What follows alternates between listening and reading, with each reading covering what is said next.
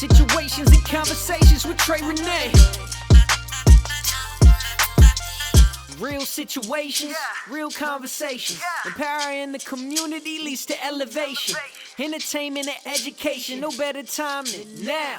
Pure enlightenment for the crowd. This is Situations and Conversations with Trey Renee. Today on Situations and Conversations with Trey Renee, we went into the community for the Black Youth Suicide Prevention Coalition's Town Hall. I sat down with Oregon Health Authority's Behavioral Health Director, Ebony Clarke, to talk about mental health and the experience of cultural isolation as a Black Oregonian. She reminds us that healing is possible and that building stronger, more connected communities starts with listening. The conversation starts now.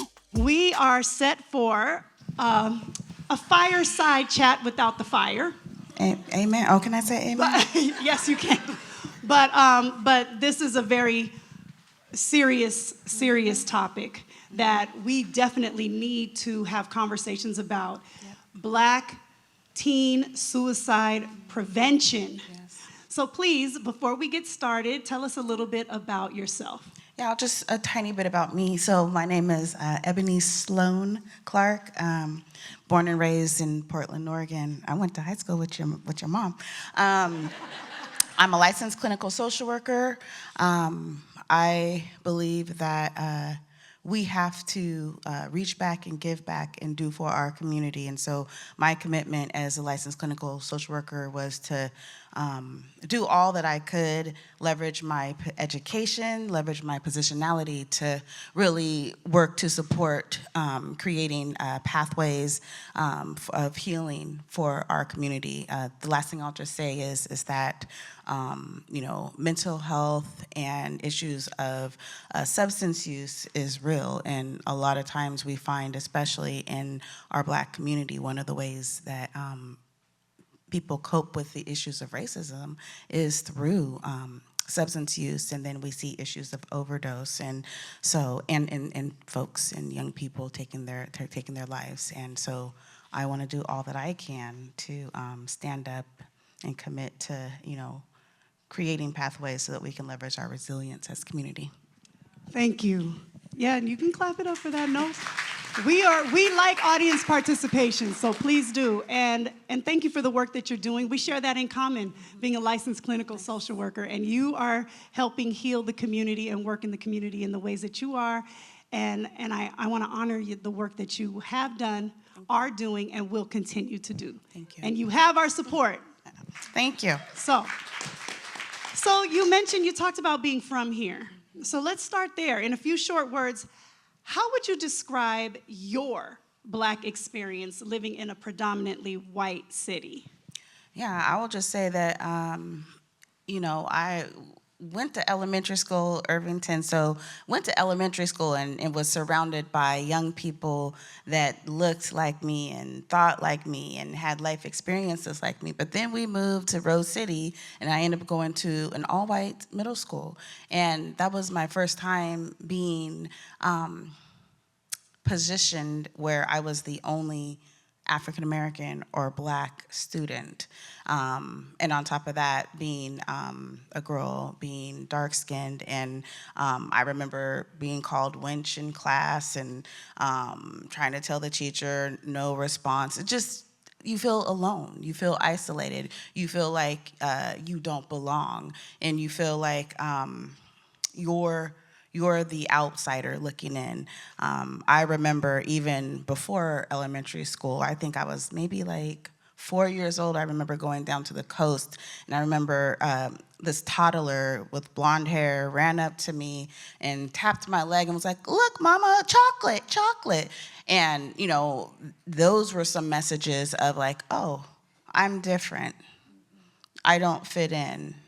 I don't belong. And so the last thing I'll just say is that I think Oregon, and more specifically Portland, prides itself on being progressive and liberal, but we have to think about who's telling the story, because I am sure that each and every one of us have experiences, if we grew up here, of feeling like you don't belong and being pushed out, being not welcomed.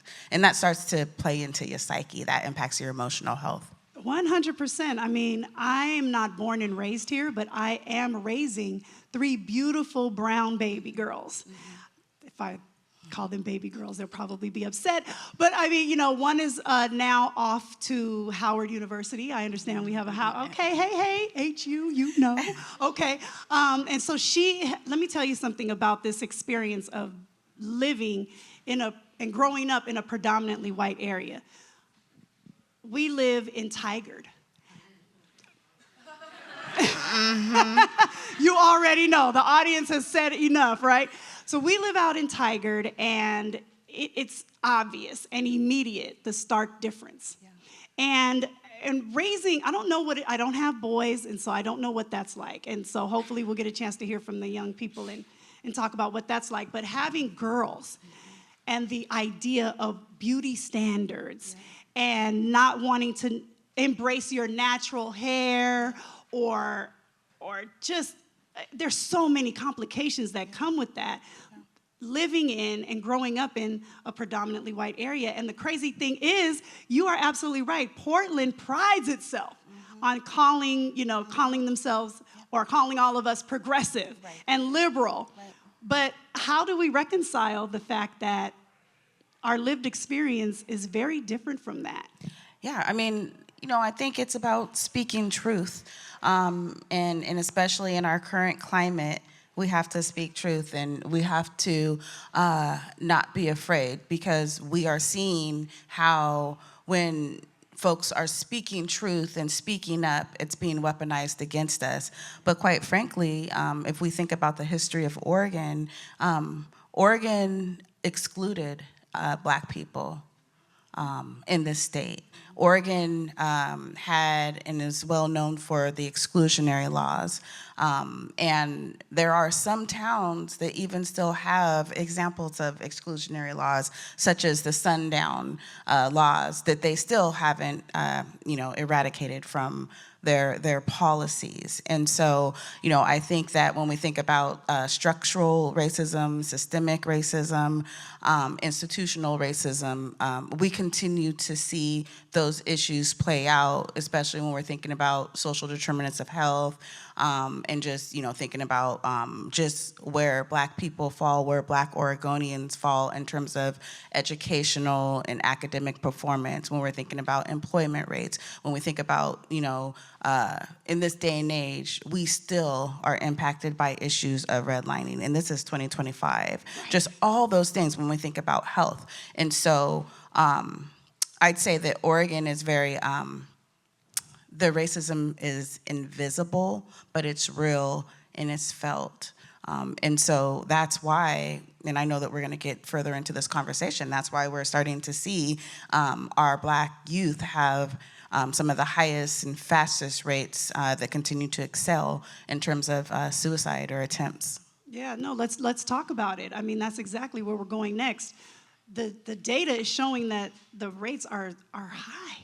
They are rising among our Black youth, and it's obviously very heartbreaking. So I wonder, when did it come onto your radar as a public health, official? Yeah. When did you all start to really see that this was a rising issue?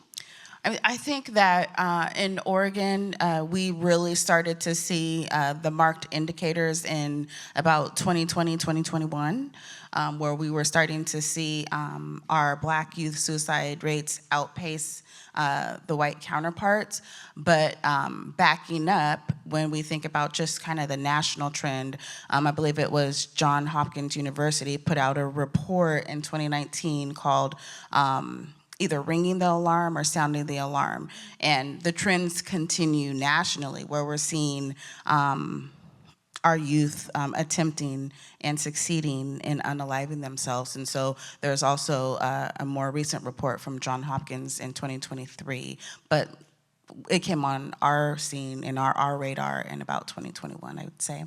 So COVID, do you think that COVID had anything to do with this? And when I ask that, I'm specifically talking about the access to the secondhand trauma. right? Like, Yeah. it is extremely real. Secondhand, you don't have to experience it firsthand in order to feel the effects of a traumatic experience. And when we were at home with so much access on our phones, constant news, constant information, and it was bad news. Yeah. Do you think that that had a lot to do with it? Yeah, absolutely. We were definitely impacted by vicarious trauma. I would say that, as I said earlier, we as Black Oregonians already face issues of loneliness, isolation, and just the impact on our psyche. And so we know in the pandemic, it just further exacerbated the issues of loneliness, isolation. There weren't access to the supports, the limited supports that we had as a Black community. And you're right, all we continue to see were all of the negative messages, but the real messages. And quite frankly, I think that because we saw this disparity in terms of how COVID impacted the Black community, we were one of the groups that, suffered and also had high rates of death. We were one of the communities that, didn't have the same levels of access. And on the flip side, though, too, because of the history in Oregon and nationally, when it was time to seek, either vaccines or healthcare, there's issues of trust. Absolutely. And so I would say absolutely. There is a lot. There is a lot. And one thing that is seemingly going away, or at least we're having less access to, are these investments in diversity, equity, and inclusion with the federal government's the current administration. Yeah. Let's just put that in a nice way, right? So at the federal level, all of the investments are definitely being reduced. So how can Black communities here in Oregon feel like at all that the government really cares about them culturally in any way, shape, or form at this point? Yeah, well, I will just say that from the government perspective, before I joined Oregon Health Authority, I worked at Multnomah County, and what I recognized was the role that government has played in continuing to foster the issues of structural and systemic and institutionalized racism. So, I've always been committed to this day, and as we move forward, to, again, leveraging my position and who I am and trying to bring forward the voices of those that have raised concern, to working to disrupt that. And I will say that even though at the federal level, we're seeing the intentionality of taking a racial equity lens and just an equity lens in general being weaponized, Oregon Health Authority, we're standing firm on our commitment and our values. We have a strategic goal that's quite lofty and ambitious, and that goal is to work to end and disrupt health disparities and inequities by 2030. We know that that's lofty, but we have to strive for the top. And so what we've come out and what we've said, and so if you read newsletters, if you go to our website, we're not stepping down. We're not backing up, because we know that when, quite frankly, Black community does better, everyone does better. Hello. I knew that's where you were going, Ebony, and I'm so glad you went there. So just want to say that. And the last thing I'll just say, as an example of that, we did have some dollars that were pulled back, but because of the commitment at Oregon Health Authority, specifically in behavioral health, we were able to say, no, we're gonna use this set of dollars over here to continue the great work and fund community through the end of the contracts. And so again, that's our commitment. Thank you. Absolutely. Thank you for that. Thank you for that commitment. Yeah. And thank you to OHA, because, honestly, there are a lot of us who out here, like I said, this 24-hour news cycle, all you keep hearing is about this particular person at the federal level with the pen, constantly signing this and signing that. And it seems like most of these things are signing away things that have to do with people who look like us. Yeah. and the commitment that Oregon Health Authority has to making sure that we are not forgotten, Right. that we are seen, that we are serviced, and that we matter Right. makes a huge difference, a huge difference. So thank you so much. Back to the Black youth and these rates and the mental health crisis that our Black youth are facing. I wonder, I mean, you're a licensed clinical social worker. You're about this life. What is it that we may be missing? What is it that we're not seeing that we can, like, maybe find a way to get into these gaps and really dig in and do the work? What I'm going to say is probably going to seem basic and simple. And I think that the challenge and the barrier really is specific to kind of some of the systemic racism. But Black people, when we think about Black people's history throughout Oregon and throughout the United States, what was it that got us to the next day? And what got us, to today? It was relationship. It was community. It was reaching out. It was reaching back. And I think that when we think about our emotional wellness as Black people, as African Americans, what's not considered is the promising practices that speak to what we naturally do, whether it's just being in community, whether it's sitting around a table and breaking bread, whether it's telling a story of a life lesson so that hopefully, when I think about my son, I have so many stories. I know he's tired of hearing my stories, but I'm like, there's a meaning. Are you listening? But it's just who we are as people, our storytelling, and it's our relationship. It's being in community. It's taking a collective approach, we, not I. And I think that what's missing is the understanding of how critical those elements are when we're looking to support someone's emotional and physical well-being. And I think I'll just own it because I'm all about accountability because, again, I work in a government setting and OHA is not perfect. But as long as I'm at OHA, I'm going to do everything I can to make it better. And so one of the things that we have to do a better job of is looking at how we can integrate promising practices. And promising practices are the things that we do as people to heal and support and sustain our well-being into policy so that then when someone is looking for a Black therapist, but there's a 6-month waiting list, there's a way for you to step into community, and 3 days out of the week you can step into community, you can have a meal, and you can have a mentor. We got to find ways to look at how we can fund those type of things to support our resiliency. No, I'm so happy that you started to address the whole lack of availability of mental health providers who look like their clientele. Right? First of all, let's talk about this stigma around mental health in the Black community in general.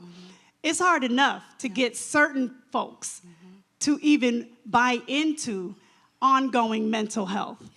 I think it's getting better with the young people, right? I think we're ushering away that old school way of thinking, but yet and still, we need it now more than ever.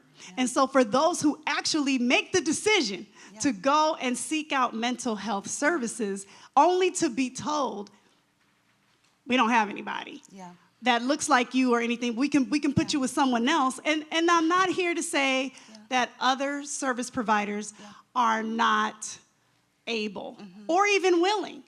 It's just that there's something about looking across, whether it's via screen or in person, at someone who you believe understands and gets you without you having to go break down every little piece of the puzzle and the compound. And with no judgment. Man, it's not just the no judgment, but for me, like, I'll speak from personal experience. My daughters, it has been a challenge because oftentimes they are in there having to explain, over-explain too many of the things that we naturally get.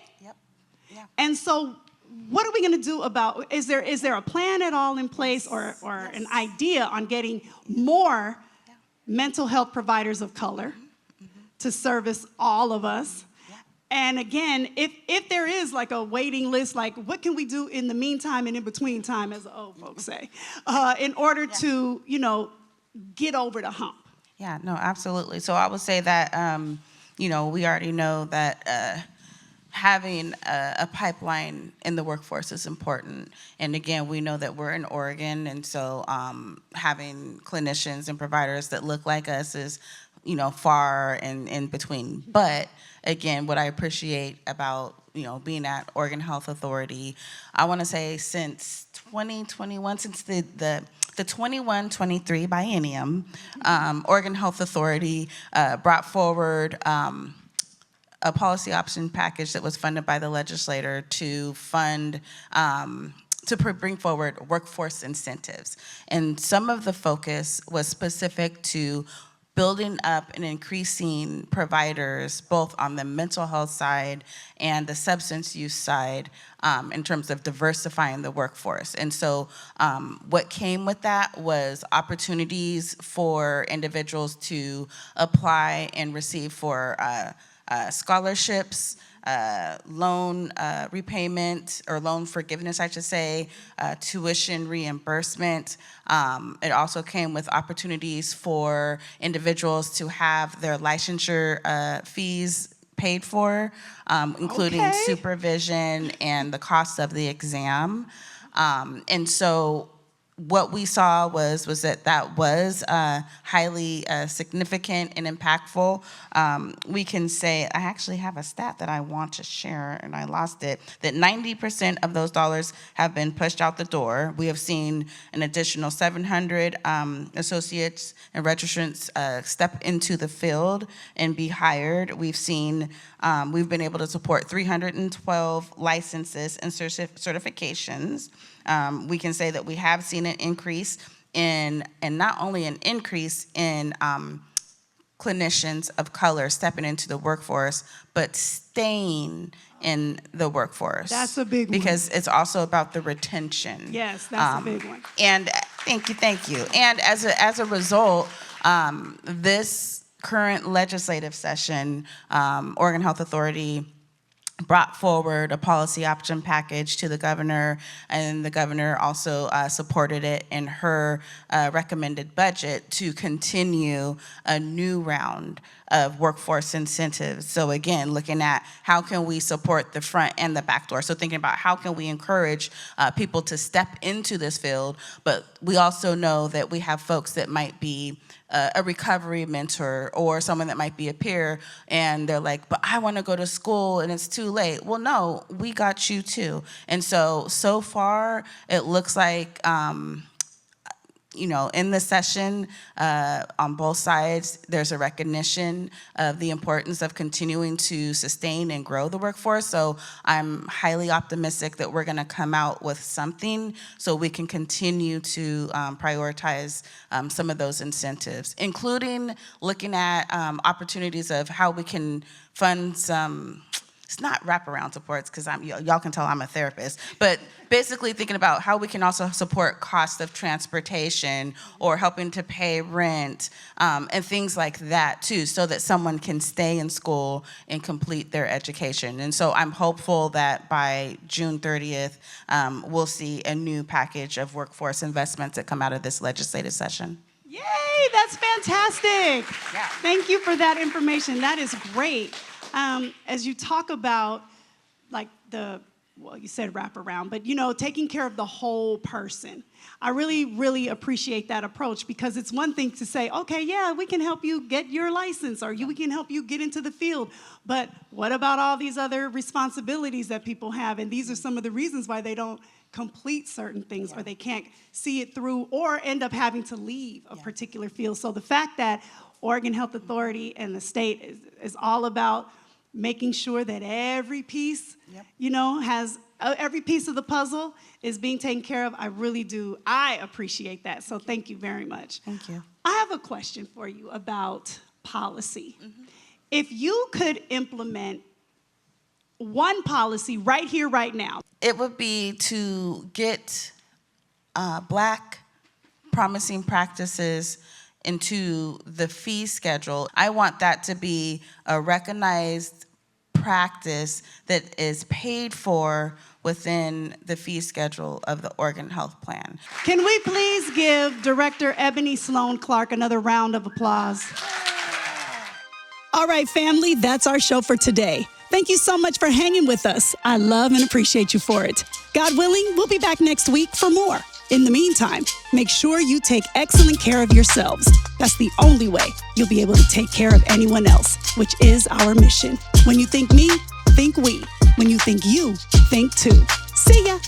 Special thanks to our presenting sponsor, Oregon Health Authority, helping people and communities achieve optimum physical, mental, and social well-being. And thanks to our supporting partners, Louisa, a community-centered event space in the heart of Northeast Portland, and Adorn Boutique for my fabulous wardrobe. Situations and Conversations is a Trey Renee production in conjunction with Thomas Chung Films.